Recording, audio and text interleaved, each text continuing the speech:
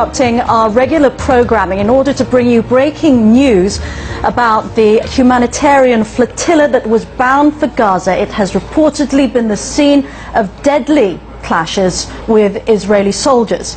A Turkish aid agency being quoted by Turkish media is saying that 2 people have been killed and more than 30 injured. Al Jazeera can now confirm there has been gunfire on board one vessel. That vessel, the Mavi Marmari. The convoy is carrying thousands of tons of aid and it's attempting to break the Israeli blockade of Gaza. About 700 activists are on board the boats, including a Nobel laureate and a Holocaust survivor. These are the pictures that we've been seeing, we've been receiving here at Al Jazeera from a live feed from Turkish TV in the last hour or so. It is a confused picture of what's going on. Just to go over what we know so far, we're joined on the line by Nicole Johnston, our correspondent in Gaza City. It does sound quite confused, but what exactly is known, Nicole? As you said, Veronica, what we do know so far, and it seems to have been confirmed by a number of reports, is that 2 people have been killed on the lead vessel. That is the Mavi Marmara. Most of the activists are on that ship. Apparently, in the last sort of 30 minutes, 1 hour, the Israelis opened fire on the ship. A couple of people have been killed, and apparently more than 30 people have also been injured. Was there any warning from the Israeli military?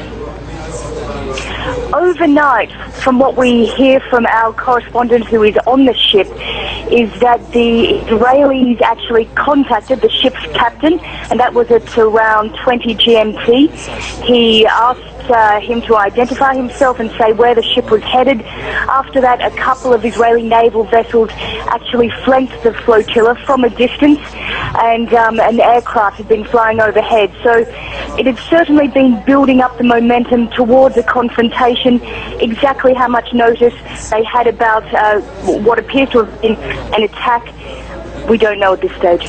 Nicole, the reports that are coming in, which we haven't confirmed because we're so early on in this story, as we've been saying, is that the Israeli military used gunfire. There are some reports that said that they had stun grenades. These ships, though, were they armed? How prepared were they for this kind of confrontation?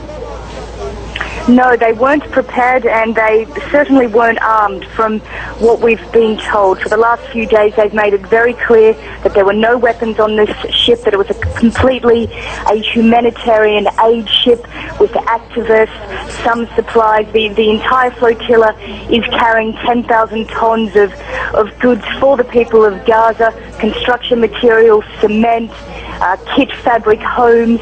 So that's the sort of material on the ship. Apparently people had been told to put on life jackets and prepare themselves when it appeared that the Israelis were on the horizon. All right, Nicole, can I ask you to stand by just for a moment? We've also got our correspondent Ayman Mohedin on the line in Jerusalem. Ayman, I believe that these kind of attempts to break the Israeli siege on Gaza have happened in the past. Have there been any attempt like this by the Israeli military to board armed, and any incidents of deaths in such assaults?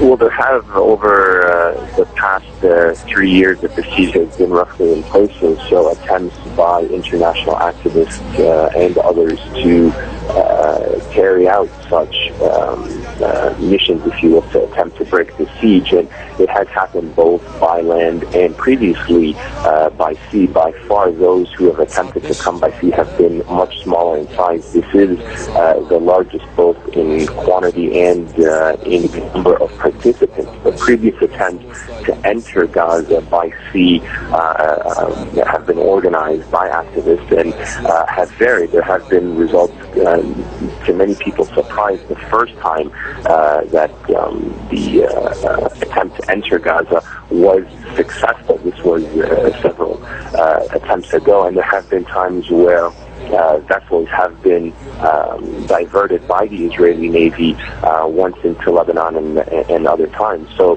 there has been a record, if you will, of previous attempts to try to enter Gaza's territorial waters, and then ultimately the port of Gaza has been intercepted by the Israeli Navy.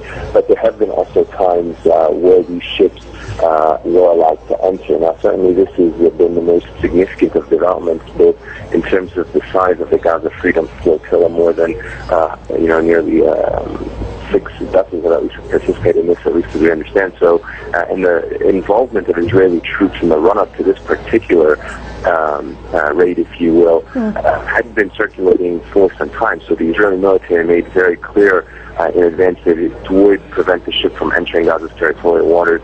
The scope and size of the military operation involved still to be seen, and we'll learn more about that in the coming hours. But for the time being, certainly this has been the largest attempt by international activists to enter Gaza's water, and so far it appears the Israeli military operation to prevent that convoy or that flotilla from entering Gaza's territorial waters. Ayman, as you speak, we're showing pictures of a person who's been injured, who's lying down, who looks in really very serious shape. How much of a shock is it going to be to people, Israelis and Palestinians alike, to see that it appears the Israeli military has boarded this and killed unarmed civilians?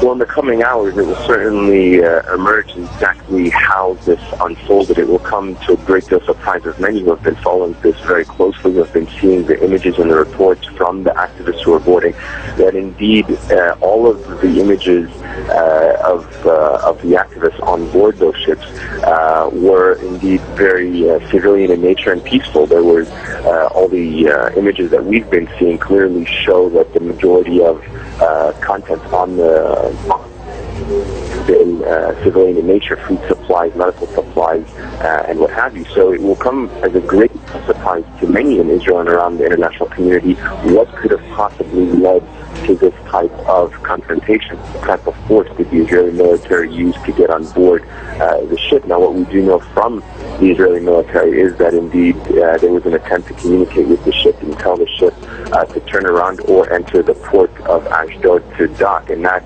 clearly did not happen as we understand it. The events that happened afterwards still clearly revealing that there was some kind of confrontation. To what degree live ammunition may have been used or what type of force may have been used will certainly emerge in the coming hours as we get more information both from the military and eyewitnesses from the ship.